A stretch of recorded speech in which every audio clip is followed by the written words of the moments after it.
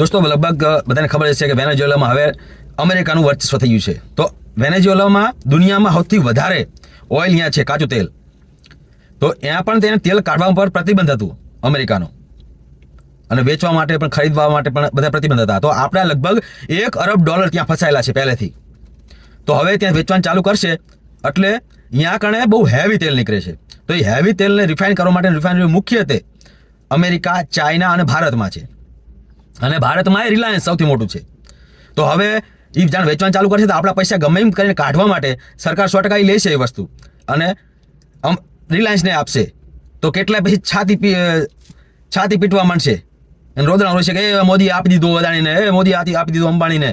તો તમારી જેટલી ઓકાત હોય, 1 ડોલ 2 ડોલ, 1 બેરલ 2 બેરલ, 1 ટેન્કર, 1 જહાજ, તમારે જેટલું જોતું હોય અને રિફાઇન કરીએ કેમ હોય તો એ સંપર્ક કરજો. વેનેઝુએલાને કરજો, ભારત સરકારને કરજો, અમેરિકાને કરજો, અને લેવાનું તો લઈ લેજો. કેમ કે પછી આપવાનું ચાલુ થાય તમે રોવા ના ચાલુ કરતા. કેમ કે બીજો ઓપ્શન હે નહીં. ચાઇનાને આપવાનું હે નહીં અમેરિકાને. અહીંયા ચાઇનાનું વર્ચસ્વ હતું, એને હટાવવા માટે જ અમેરિકાએ આ બધું કર્યું છે.